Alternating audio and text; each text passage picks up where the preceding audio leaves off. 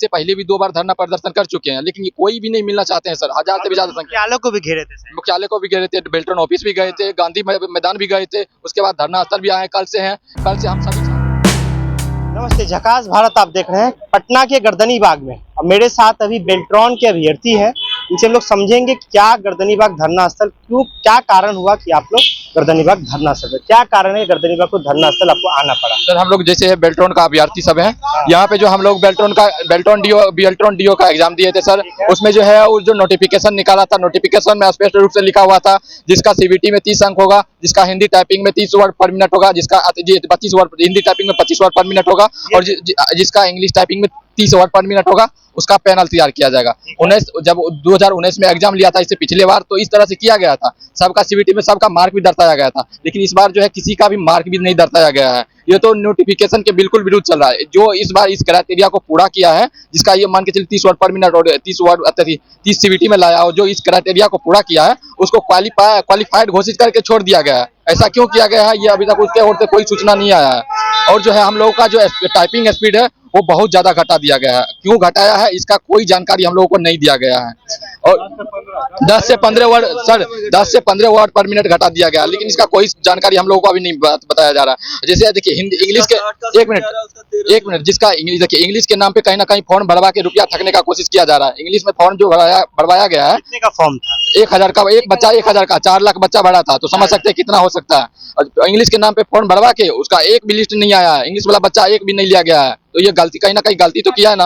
और उसके बाद हम लोग जो है इससे पहले भी हम लोग बहुत बार मांग कर चुके हैं, इससे बहुत ज्यादा गलती अभी भी कर रहा है, नोटिफिकेशन के अनुसार से बिल्कुल भी नहीं चल रहा है सर।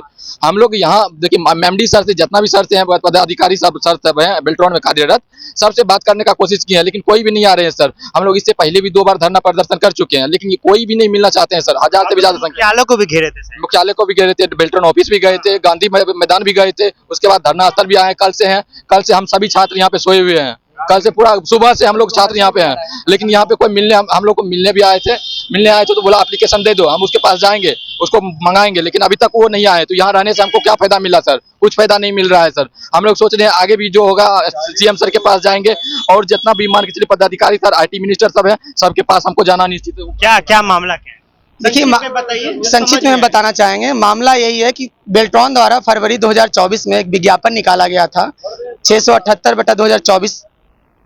विज्ञापन में साफ तौर से लिखा गया था कि कहीं भी सीटों की संख्या को दर्शाया नहीं गया था। बेल्ट्रॉन क्या है, संविदा के आधार पे मैन पावर सप्लाई करती है, ठीक है, हर विभाग में संविदा के आधार पे। प्राइवेट बॉडी है, सरकार के द्वारा निर्धारित बॉडी है, ये अंडरटेकिंग है, गैर अर्ध सरकारी है, ठीक है। तो इसमें बच्चों को डाटा एंट्री ऑपरेटर के पद पे लिया जा रहा था, और कौन कौन विभागों में इसकी नियुक्ति होती है इनके थ्रू, बेल्ट्रॉन के? ये सभी विभाग, सरकारी विभागों, जैसे आपको ब्लॉक हो गए, नगर निगम हो गए, फिर आपके सचिवालय, जहाँ जहाँ डाटा एंट्री ऑपरेटर का जरूरत रहता है वहाँ बेल्ट्रॉन के द्वारा नियुक्त किया जाता है।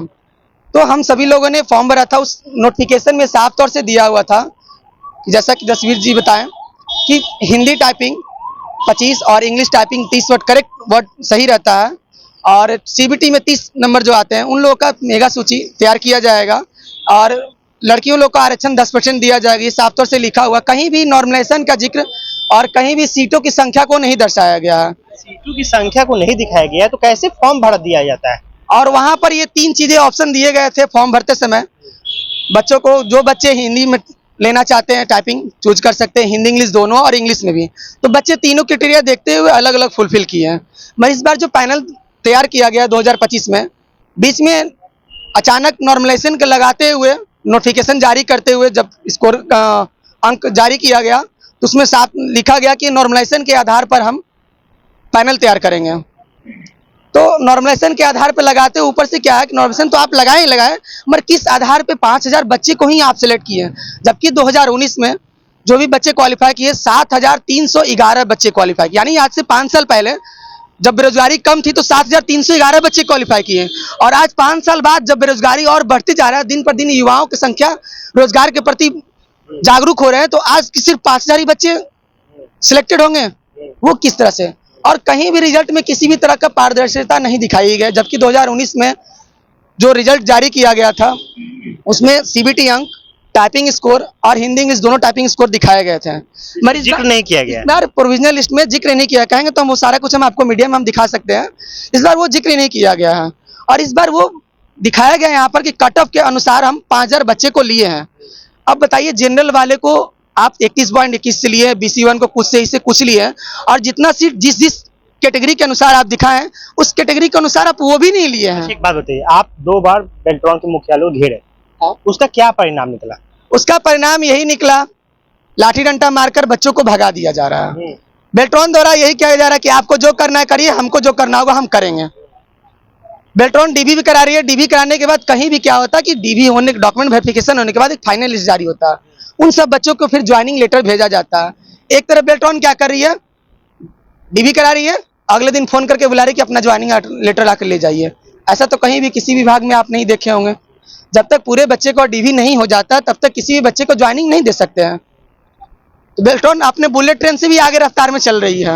आपको लग रहा है बुलेट ट्रेन की रफ्तार से बेल्ट्रॉन चल रही है? बिल्कुल बिल्कुल। कहाँ से हैं, क्या नाम है? मेरा नाम एमडी मिराज आलम है, हम छपरा से आए हैं। हम ही को नहीं, हमारे जितने भी स्टूडेंट यहाँ पर हैं हमारी कुछ और मांगे गर्ल्स यही भी है। है, सभी को यही लग रहा है कि बुलेट ट्रेन से भी बहुत फास्ट चल रहा है बेल्ट्रॉन इस बार। अभी ठीक से जो है डीवी क्लियर नहीं हुआ है और इतना तेज है कि बहुत ज्यादा कि आपको पता ही नहीं जा रहा कितना सीट पे बहाली होगी। जी सब कुछ नहीं।